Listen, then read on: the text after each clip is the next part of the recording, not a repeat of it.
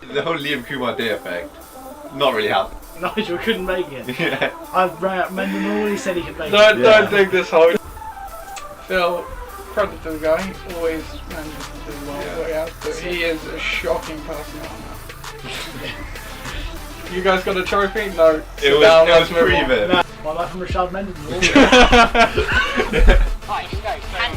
I'm a tag jack! I'm a fucking tag! Hello and welcome to another episode of the LOC Report. We are into the thick of the off-season series now with what I believe must be the 4th or 5th nomination. I've already lost track. That's how you know we're in the middle of it. 4th, Chris knows. But speaking of Chris, hello Chris, welcome back. Hello. How you doing? Yes, thank you. Yeah, I'm well. Good. We're still here. It seems reasonably normal-ish now. So Yeah. So yeah, these are slightly less strange times. Yeah, gradually returning slightly more to normal. Shops are open. We have some competition in the sporting world. We have fortunately just finished after the aberration of Aston Villa v Sheffield United game finished. But yes, an aberration it was. Yes, there are very few games of football that I can remember being particularly dull. I remember one year watching France versus Uruguay. I think it was in the 2010 World Cup. That's it. And I remember this game not because it was interesting, but because it was so dull. That's it. Literally nothing happened in 90 minutes, and this was pretty much the same as that. That's it. I can't remember a shot on target the whole game. So yeah, brilliant. I'll never remember in a similar vein. From the first year that I started following American football, 2007, I think it was 2007, there was a game between Pittsburgh and Miami that ended 3-0. I'm not sure if the game went to overtime, but it was either the fourth quarter or the overtime, I'm pretty sure, where that 3 points came from. So, yeah, I think it may have been hurricane season or something in Miami that day, so it was not suitable weather. You don't come across that very often, No, for sure. No, you don't. And speaking of not coming onto things very often, we are going to be talking about a very unique and a special nomination, dare I say, because your nomination is today, Chris, the stream. And streams don't get as good as the one you're about to read about. But before we do that, Chris, we of course need to tell everybody about the league news. We do.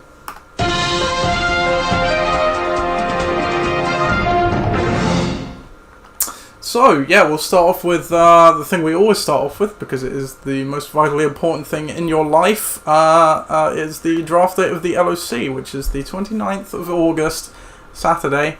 Time to be determined, but will likely be in the afternoon or the evening, and we are actually getting closer and closer. It's only just over 2 months away now, isn't it, Chris? Yeah, absolutely. I mean, it's crazy when you announce these dates that they do creep up on you. But, they do, yeah. Not a lot else going on at the moment, I suppose. Then really, we can't have the rogue excuse of I'm in Alaska at the moment. This time around. Anyone's going to go anywhere for a while. No, probably not. But yeah, so Saturday, 29th of August. Circle it on your calendar, please. And then we've been doing just a generic sports corona updates. Let's continue. Obviously the Premier League is back today. La Liga returned last week as well. Bundesliga's been back for a while. Liga NOS in Portugal is back too, and I believe the Italian league is starting up very soon as well. It's either this week or next week as well. Yes, it is proper football for all of you. Yeah, and my match betting has finally come back, so I can start my side hustle up again, which is quite nice. Well, that's quite right as well. So you have plenty of time for your research. Yeah, sure do. And hopping to the other side of the pond, we talked last week about the NBA. Their return is set in stone. There has been some resistance from the players, but I don't think anything is going to come of that. MLB is rapidly crumbling and burning their own house down because what went from the commissioner saying there will definitely be a season this year suddenly turned into there may not be a season this year. And I've seen just before, it always happens, Chris. How does it always happen? Just before we do the podcast, something happens in the news world that we can give an update on. And the update is, where's my notification gone? MLB Players Union reportedly closing in on deal for the 2020 season. So there you go. They originally did want to start around the 4th of July weekend. That date was set, I think, with a deadline of an agreement at the start of June. So who knows if that's going to happen. But baseball should be happening, hopefully, Chris. Well, that's good. Yeah. I think the US, as much as anybody, needs a bit of a boost in terms of their morale. I think having their game back would be helpful. Yeah. Absolutely. Not having a baseball season is strange, and I think it's been 20. When was the last proper strike?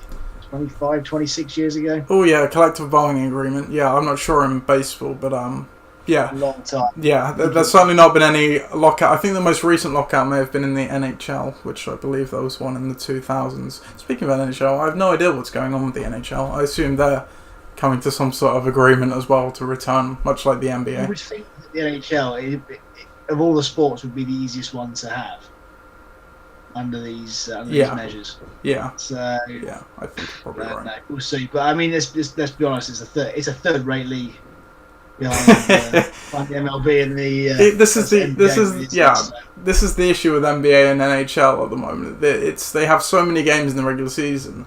It's almost just trivial until you get to the playoffs, because that's when the real games start. MLB, I don't know how MLB doesn't really have the same thing, because they play literally 170 games a year. Yeah, right. But I guess it's just because it's an everyday thing. They're settled into what they are. But going back to the MLB, it's quite hilarious that as you said, it'd be weird not to have a season, and the only reason they might not is just because it's the owners really pinching their pennies and being tight about money, which for such a big business, in money terms, baseball is. That's such a crying shame, especially for every fan out there. It is. I mean, but their model isn't like the rest of the sports, I suppose, even the Premier League included, which has an awful lot of money from television revenue. The MLB is a little bit behind that. I know that they've got an awful lot of coverage, but that doesn't necessarily mean that. Well, when you play 172 times, an individual game certainly isn't going to draw the same ratings as an individual game of the Premier League or the NFL. It's not. Yeah. Bearing in mind that, if you're in a key city, that you're going to be selling your stadium out for, say, a series for 4 nights in a row. Mm-hmm.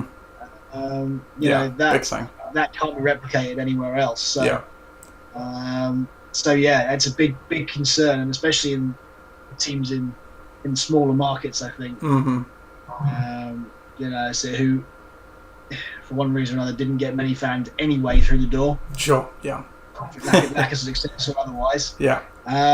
It's a big blow, but then again, maybe that's what will surprise them with what's happening at the moment, is that they'll have an awful lot of television viewers for the first time ever, because no one's got anything better to do. Exactly, yeah. They're almost losing that opportunity, and certainly when the NBA comes back, they'll have lost their window for sole sportsmanship that they are usually accustomed to in that summer period. Moving closer to home with the NFL, though, you spoke a bit about, obviously, the ramifications of not having butts in seats. I think I remember seeing at some point that they estimated the loss from not having fans in the stadium for the whole season about $30 billion. I'm not sure if that was right. Significant amount. And in terms of, because that's going to obviously have ramifications for the salary cap in the NFL. I think there is a clause that allows you to spread losses over seasons, so we won't see a dramatic drop-off of the cap in 1 year. And the TV deals that were meant to be coming were meant to, lift the cap even more. So it's a very interesting time for contracts being done as well on that front. Well, that's right. You see a lot of teams that are bogged down anyway with contracts. You think of the Rams.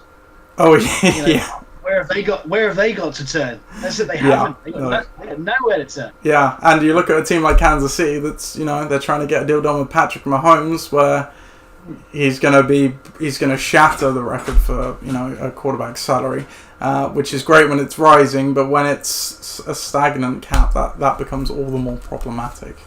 But anyway, that's enough in the news section about the current state of coronavirus in sports. But we went a little deeper, but good discussion. I think we haven't had a debate.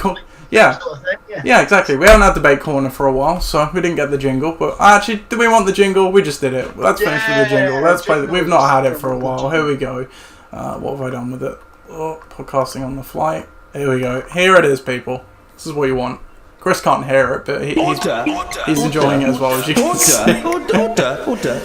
run for a bit. You get your hot 6 seconds jump back out. There you go. That's all you're getting. Right. What a legend. We are here today, though, Chris, to talk about your Hall of Fame nomination article. As you corrected me earlier on, thank you for doing so. nomination number 4. And your nomination is The Stream, which is, I think, the most recent event that is in the nominations this year, if you get what I mean. And it is your stream of Breshad Perriman in the semi-finals, which sent you to Corona Bowl 11, and of course you went on to win that game as well. I should say, I can see we have maybe 2 people watching us. Please do comment along if you would like to. But going back to your thing, so the little preamble here, obviously, Chris, is, you were coming, well, I think I wrote this actually retrospectively, so you've won 2 titles now in 3 years. You're already in the dreamland, right? And you were absolutely in a fever dream to make the decision to start Breshad Perriman in the semi-finals. It's nothing short of a divine intervention, but to your credit, the mettle to actually stick with that, it takes one thing to have the brain thought to do it. Your hair is doing an interesting thing as well, much like Stein. Yeah, I'm joking, it looks fine. Well, but to stick to it, that you get all the credit for that. But we'll go back to the start, obviously. So going into last season, you had a title under your belt from the 2 seasons prior, and you were coming in off of a 9-5 record, and you're experienced, you're filled with confidence at this point, right? And you faced the Tugfards in the first round of the playoffs. What were you thinking in that point? There was 2 things really that I was thinking about. The first one was, man, this is a big game in this round. And secondly was, how on earth did the Tugfards get to come and play me now? How is this a thing? But the great thing about it was that I thought to myself, look, if you're going to win the thing, you've got to beat the best teams. And I thought that at the time they had an awful lot of momentum behind them. I thought that they were, on their day, the best team in the league. And it was a daunting prospect. Don't get me wrong, so I went into that game with absolutely no expectation at all of coming out with any sort of result. Mm-hmm. And yeah, I'm quite happy to admit that I had some injury doubts. I had poor form, or certain players going poor form into the game, and and that's what sort of my come what may mentality really was all part of that. So yeah, that was the framework and the thinking behind it. Really was, I haven't got much to lose. Just by the fact that obviously, looking back at it, I did. I could have lost. I could have got out in that round. I've been really disappointed with how everything worked out. Mm-hmm. But in my head, especially as we'll talk about in a moment, how the game played out. I had a very devil may care, come what may attitude to the selection that week. Yeah, absolutely. And going back to what you said about the Tugfards, so yeah, they were arguably the best team in the regular season. Certainly for the first 9 weeks, we can see here where they went 8-1 over the first 9 weeks. Now, not every week was great. We see, a 68 there. There's an 84, a couple of weeks under 100, but some really good scores there as well. But they did backslide, as often we are used to seeing. Not so much in the new system, where it's obviously a bit more easy to keep your momentum going with the free agents, but they certainly did take a backslide. You look in weeks 10 to 12, they only won one of those games, but they posted 197 and 121 points. But then the last 2 weeks of the season were absolutely appalling. They barely, in 2 weeks, 13 and 14, registered more than they had scored alone in week 12. So they were a powerhouse, but they were on precarious ground. They were. Now, if you are new to this podcast, and a lot of you probably won't be now, but if you are new, then you'll know that there's a narrative that I like to sort of put out there, where, and it's true, by the way, it's all factual. If Phil hadn't lost that Week 14 game, and he lost there by 3 points, if he had not lost that game, he would have won the whole thing. Yeah, and we can. Please continue. Yeah, and that's the key thing, and that's why I went into that week surprised that I was in a position to play him at that point when I did, because those, as you'll see on the standings, I played him 2 weeks beforehand and won somehow. And then he absolutely shat the bed the week after, and that's what put him in the position. And yeah, from, as you say, from being an absolute powerhouse through 9 weeks, to ending up with a 61 point loss, or a 3-point loss, scoring 61 points on the last day of the year. It was so topsy turvy, especially as he went to score what he did in the next 2 weeks, which we'll come to later. Yeah, absolutely. Yeah, so just to follow up with what you were saying there, so you can see here that the Tigfards 9-5 they finished and was behind Ixan. You can see they went 10-4, so that is an absolutely key point. He wins either the game against you or that final week of the season, and he is the first seed. He does not play you. He would have played who was at Ross's team, and like you said, he scored 120 points. We can pivot to the playoffs bit as a whole here. Give me a second. He scored 120 points, which it would have been good enough to beat Ross, and then presumably he would have where are we going? Where are the playoffs? There we go, finally. And then he would have been playing who did better out of you, and he would have been playing you in the Corona Bowl. But he would have he would have beaten you because he got 133 points. So unfortunate end of the season, and like you said, he going 8-1 in the first 9 weeks, 1-4 in the final 5. Not great, but we'll around all that, you've got that for Phil. It's such a burden because this is his first playoff appearance since 2014. He's had such a good season to a point. He obviously had injuries to Saquon Barkley and Patrick Mahomes, which were absolutely a part of that bad period near the end. But by that point, I believe he had all those guys back, and obviously he had that good week. But coming into the game, just thinking Phil's mindset, he's touted retirement for a number of years now. And we all know the early years in the league where he made the playoffs 5 years in a row, didn't win a single Corona Bowl, lost 2 Corona Bowls, and obviously didn't make it to the others. This is his chance. He's finally got the dream team to put that all to bed, right off into the sunset with a title.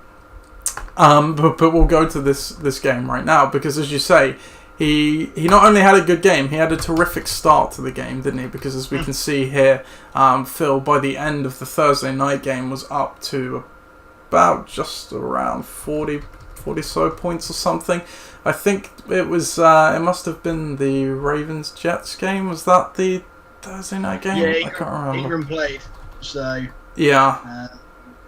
He was already ahead significantly by that point, as you say. Yes.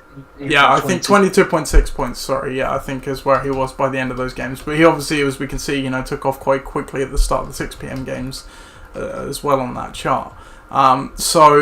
We flip from Phil's viewpoint then to obviously your viewpoint, because you are down by 22.6 points in that Thursday night game, and this is where what happens next. It goes down as one of the great moments in a title run in LOC history. Well, that's right. Yeah.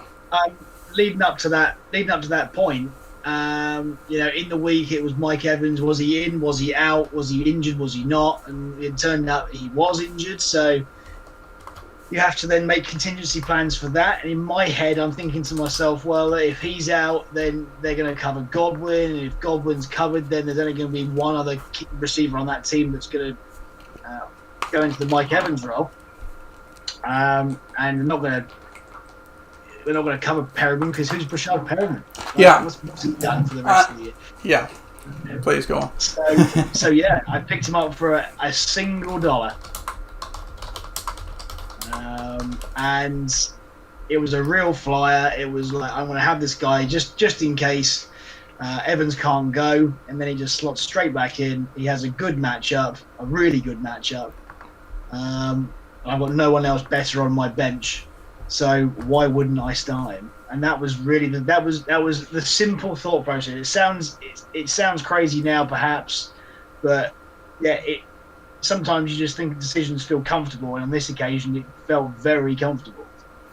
And absolutely shouldn't have done, which is why I talk about it being a fever dream for you to even do it and then have the medal to stick to it. Because up in front of me, we have Breshad Perriman's fantasy stats for the 2019 season. And you can see that he went into double-digit points before this game twice. Once in week 9, where he got 10.2. And then once the week previous in week 14, where he got 13. Outside of that, he scored 1, 0, 1.9, 0, 0, 1.7, 2, 4.4, 8.7 points. He nearly scored more points in week 15 than he had done to that point in the season entirely. So it was an incredible piece of scouting, I'm going to call it, by you. Obviously, yes, he had that good week the week before, and he had an 8.7 week the week before that, which wasn't too bad. And like you said, Evans was kind of banged up at that point. But it's just Detroit have, it's an okay defense. Last year they weren't great, but in the secondary as well, it's just crazy. He went off for 29.6 points. We can see there, and now if we pivot back to the game itself.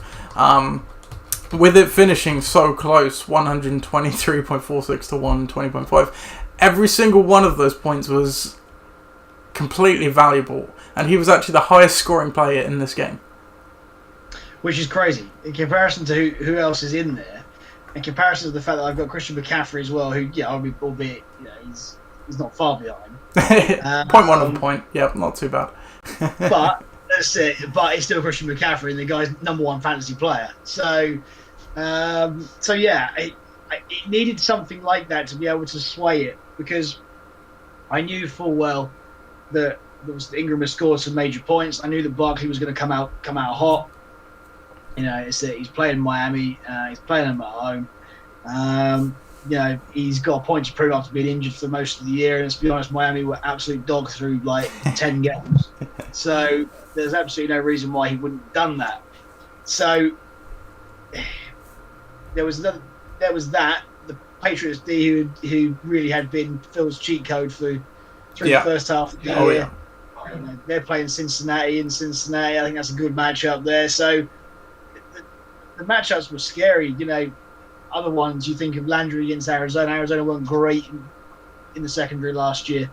You look there. Mahomes against Denver again, same thing. Especially playing them at home. So yeah, it was a mountain to climb, and there was no doubt that it needed to be one standout performer. But I did not think for a moment that No, absolutely not. And yeah, like we see here, it gave you the decided edge you need. He would have obviously been playing, I'm pretty sure, in the 6 p.m. window there, as most of your players were. But it was just what got you over the line, and I think Phil did have a chance to perhaps come back, but he couldn't quite pull it off. And we'll see on his bench there were some options which would have given him the win. You had some options as well which could have gotten you a bit more points as well, so we can't really drill too much into that. Really, that's pretty much it. And I say that, but not to undersell it. I say that because how much can you say? It just is what it is. It's one of those things. You made an exceptional pickup. You had him for $1. No one else went for him, and then you had the guts to play him, and then it just came off you in the most important point of the season. Exactly what you needed and when you needed it. And yes, got you to the title. It essentially got you your second title. I think so. I viewed at the time that it was either this really was the game to win. I didn't know who'd win between Ben and Ross at the time. To be honest with you, both of them were reasonably even. I know Ben had his sort of three-headed monster with his running backs, and that's unfortunately what cost him the title in the end. But yeah, I mean, to be able to come back and do that, it requires an awful lot of luck as well as that. We mustn't forget in there are 2 players that combined for 4 points. There was for a long period of time throughout that game. I thought that's what would lose me the game. I thought Marlon Mack, the choice with Marlon Mack over, I think I got Carlos Hyde on the bench, who scored a touchdown on the day. Yeah. Was a real sticking point for me, and I got a bit arrogant in the end and tried to play Dede Westbrook to troll him. We'll leave that out of the nomination. We'll just sweep that under the carpet. Don't forget that. So all being well, I just didn't expect it to happen. And yes, there are some big other performances in there that led to this particular win, but none more so important, I think, than Perriman, especially to get back, as you say, to that parity before the final games, where unfortunately it didn't quite happen for Phil. But yeah, I mean, as classic games go, for me, this is definitely up there in maybe the top. It's certainly the top 3. I just can't quite decide which order it is. Yeah, that's fine. That doesn't need to be in order. No, well, so the 2 Corona Bowl finals help, but this one, if this were a final, I think it'd be more lauded. The fact that it's a semi-final, perhaps is something that just objectively, anyway, takes a little bit of sheen off of it. But yeah, make no mistake, without this game, I would never have won it, and I would never have, I don't know, validated the team. I suppose if I hadn't have beaten Phil, I hadn't have beaten Ben over the course of the year, then it's like fluking your way to a title, isn't it? Really. So yeah, I mean, it proved resilient enough, and I think maybe in my personal Hall of Fame, it's probably at the top at the moment. But perhaps for everybody else, if it were a final, I would probably have no hesitation in voting for it. But I think there are probably more worthy candidates. Sure. For Hall of Fame worthy multi-year bodies of work, should we say, than just a single, perhaps lucky, but you make your own luck sometimes, pick in quite an important game. Yeah, and just because we haven't said it yet, just to spell out what that 29.6 points was: 113 receiving yards, 3 receiving touchdowns, and 3 rush yards, because why not? Why not? So you mentioned your own personal Hall of Fame as well. Look, it's going into it's obviously in your Ring of Honor already, along with guys like Breshad Mendenhall, Chris Johnson, Antonio Gates, and Danny Woodhead. Some classic forward Flyers favourites right there.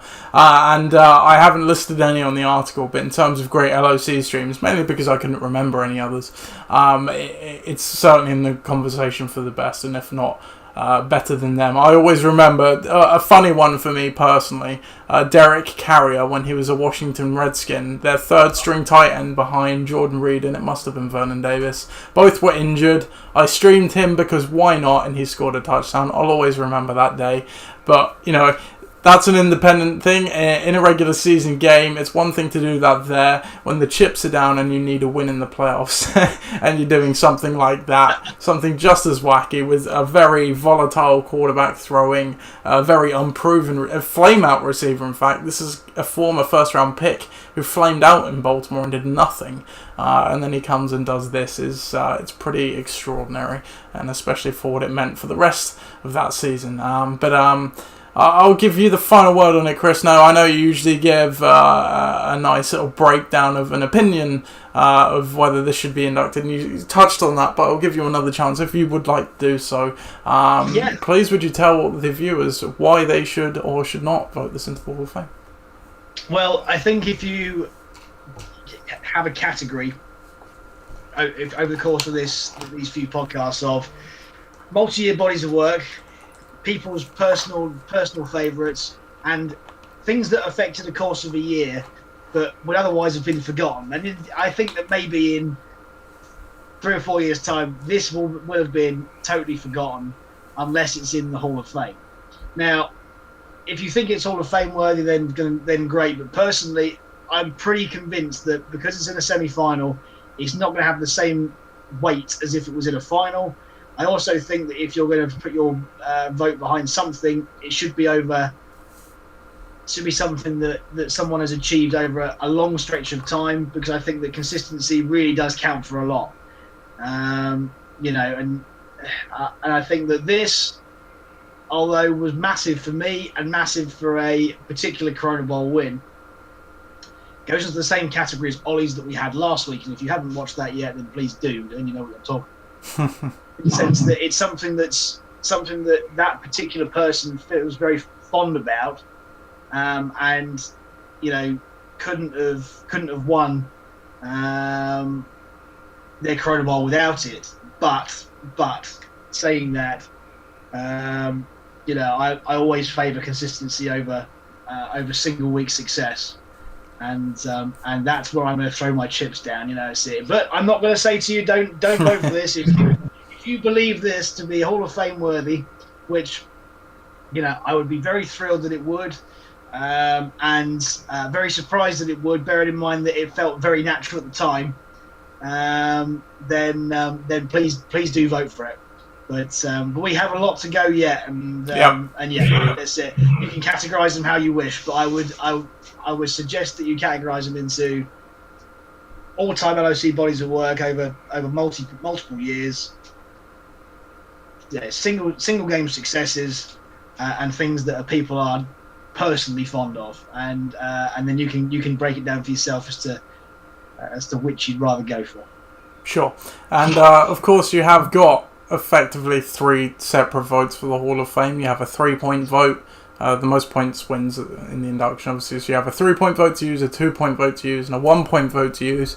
It's up to you how you use them. You have to spread them about. You can't put them all on the same one. So if you do like Chris's stream, because it was epic, and maybe it has a bit of recency bias, but it's certainly, I can't think of another stream that's more crucial to a season, you know, and even independently of that, just as good a stream without the rest of the stuff around it, but with the stuff around it, that really solidifies it as a good nomination for me. So that is it for today's episode. So another fairly short and succinct one, as most of them have actually been, Chris. I wonder if we can translate this over to the regular podcast. Not a chance.